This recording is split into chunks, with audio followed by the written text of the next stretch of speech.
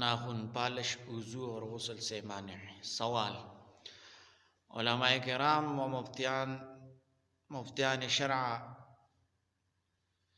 اس مسئلے میں کیا فرماتے ہیں کہ اس دور عورتیں جو ناخن پالش لگاتی ہے، جب ان سے کہا جائے کہ ناخن پالش لگانا ناجائز ہے، اس کے ہوتے ہوئے وضو نہیں ہوتا، جو کہ نماز کے لیے شرط ہے، اور نماز ارکان اسلام میں سے ہے۔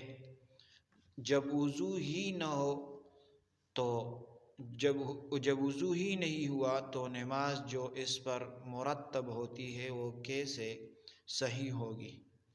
تو جواباً کہتی ہے کہ یہ تزین کے لیے لگائی جاتی ہے، جو کہ عورت کے لیے ضروری ہے۔ فقہاء کرام بھی فرماتے ہیں کہ عورت کو خاوند کے لیے ہر وقت تیار و مزین رہنا چاہیے۔ جواب: ایسی تزین حرام ہے جو شرعی فرائض کے صحت سے مانع ہوں۔ جو چیز بدن تک پانی پہنچنے سے مانع ہو، اس کی موجودگی میں وضو اور غسل صحیح نہیں ہوتا۔ اگر بال برابر بھی جگہ خشک رہ گئی تو وضو اور غسل نہ ہوگا۔ حضرات،